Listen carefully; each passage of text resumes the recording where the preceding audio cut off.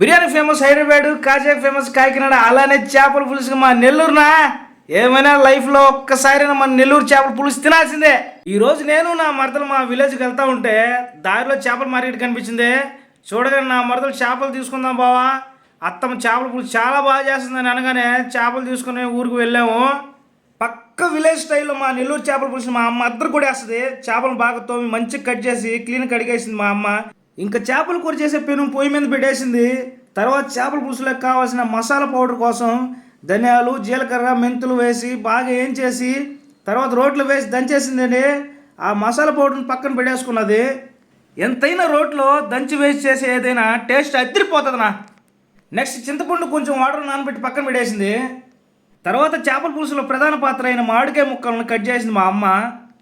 మళ్ళీ పొయ్యి పైన పెనం పెట్టుకొని అందులో నూనె పోసుకుని ఆ నూనె కాగాక ఆవాలు, జీలకర్ర వేసి కోసి పెట్టుకుని ఎర్రగడ్డ ముక్కలు, అలానే దంచిన 4 తెల్లగడ్డ ముక్కలు వేసేసింది. ఇవి బాగా వేగాక కోసి పెట్టుకున్న టమాటా ముక్కలు వేసి 2 రెమ్మల కరివేపాకు, తగినంత ఉప్పు వేసేసింది. తర్వాత కూరలో సరిపడా పసుపు వేసి 2 నిమిషాలు టమాటా మగ్గడానికి మూత పెట్టేసింది. 2 నిమిషాల తర్వాత మూత తీసి అందులో కూరకు సరిపడా ధనియాల పొడి, కారపొడి, కోసి పెట్టుకున్న మామిడికాయల ముక్క వేసేసింది. మనం పక్కన పెట్టుకున్న చింతపండుని కలుపుకొని ఉడికే కూరలో చింతపండు పులుసు పోసుకోవాలి. చింతపండు పులుసు పోసుకున్న తర్వాత ఒకసారి గెంటెత్తుకొని ఎత్తుకొని కలిపెట్టుకొని పులుసు సరిపోయిందా లేదా అని చూసుకొని తర్వాత అదే చింతపండులో నీళ్లు పోసుకొని బాగా పిసుక్కొని ఉడికే కూరలో పోసుకొని కలిపెట్టి ఉడికించుకోండి. ఇప్పుడు మూత తీసేసి కూర బాగా తెల్లిన తర్వాత కొంచెం కొత్తిమీర వేసుకోండి, టేస్ట్ బాగుంటుంది. పులుసు బాగా తెల్లిన తర్వాత చేప ముక్కలు వేసుకోండి. మా అమ్మ వాయిస్ ఓవర్ ఇవ్వడం ఇదే ఫస్ట్ టైము. మీకు నచ్చితే ఒక లైక్ వేసుకోండి. కూరలో వేసుకున్న చేప ముక్కలు బాగా ఉడికేదానికి మూత పెట్టేసింది. అలా కొంచెంసేపు తర్వాత ముక్కలు బాగా ఉడికాయి అన్న క్లైమాక్స్లో ఇందాక రోట్లో నూరి పక్కన పెట్టుకున్న చేపల పులుసు మసాలా పొడి కూరలో వేసేసింది. అసలు ఉడి అమ్మ పడవ ఇది వేసాక చేపల పులుసు కలర్, స్మెల్ మామూలుగా లేదు.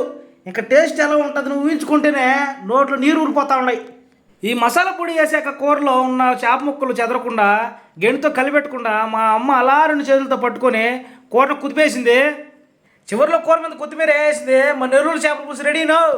ఈ చేపల పులుసులో కాంబినేషన్ ఏంటో గెస్ చేస్తుంటారు. రాగి సంఘటన, చేపల పులుసు సంఘటన అంటే ఇంకా చెప్పనక్కర్లేదు, మాట్లాడవు, ఓన్లీ తినడాలే. మా విలేజ్ స్టైల్లో చేసిన రాగి సంగటి చేపల పులుసు చాలా బాగా వచ్చింది. ఎప్పుడెప్పుడు అని ఎదురు చూస్తున్న టైం రానే వచ్చేసింది. మా అమ్మ చేసిన చేపల పులుసు టేస్ట్ మాత్రం అద్దరిపోయింది. వీడియో నచ్చితే లైక్, షేర్ అండ్ సబ్స్క్రైబ్ చేసుకోండి.